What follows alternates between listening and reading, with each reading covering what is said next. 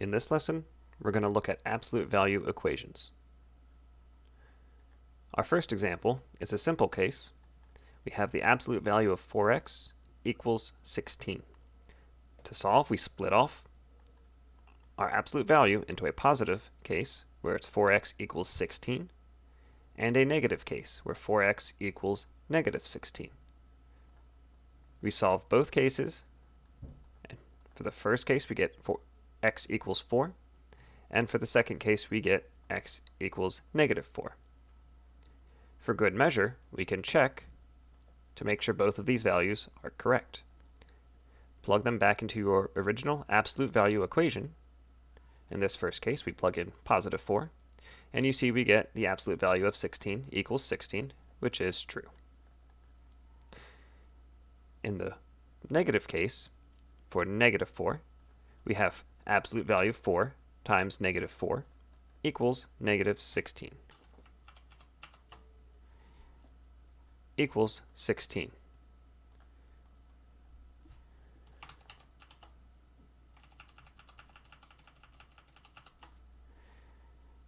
In the negative case, we have 4 times negative 4 equals 16.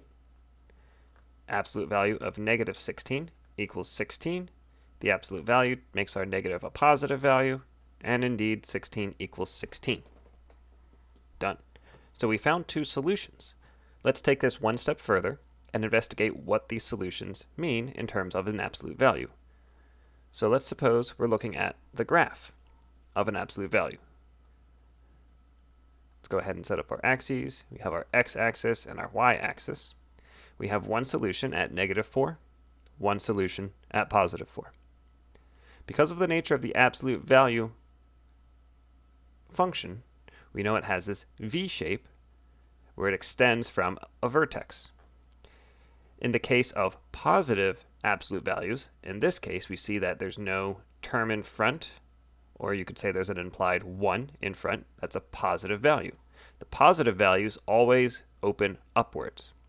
So in this case, the graph has to pass through negative 4 and positive 4, our solutions to this equation, and they will meet somewhere down below. I don't necessarily know where they'll meet. In this case, because of the symmetry, they're both 4 units away from the origin.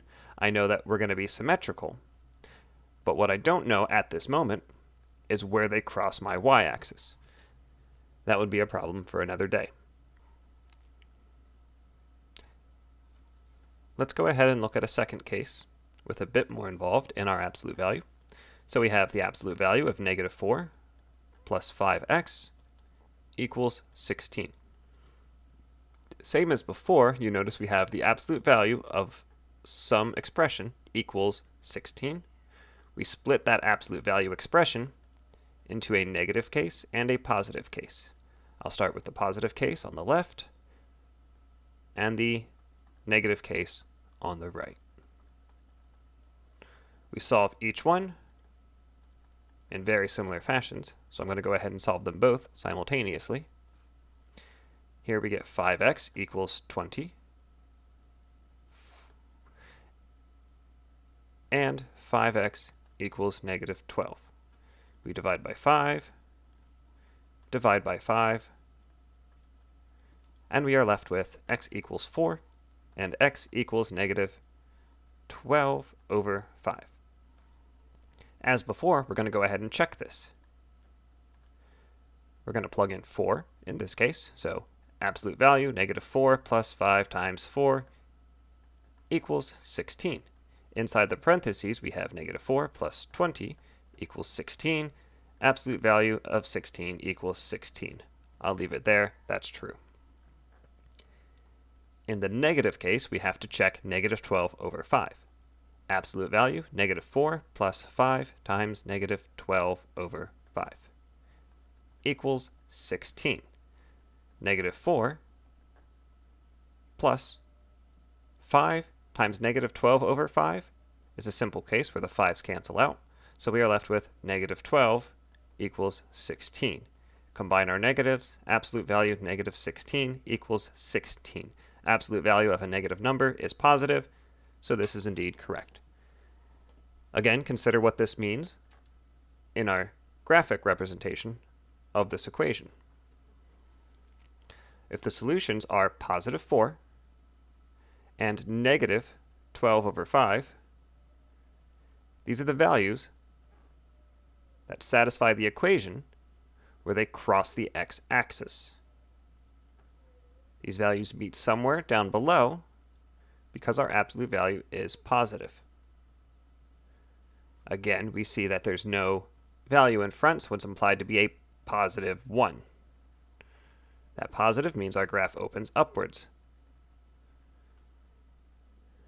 This graph must pass through both of our solutions, giving us a very rough estimate, yet mostly correct, representation of our graph.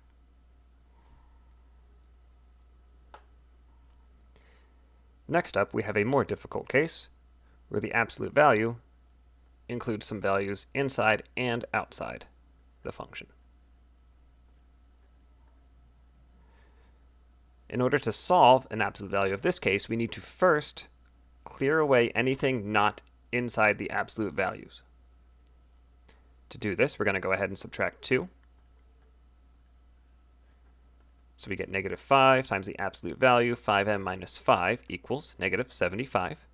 And then we need to divide by our negative 5.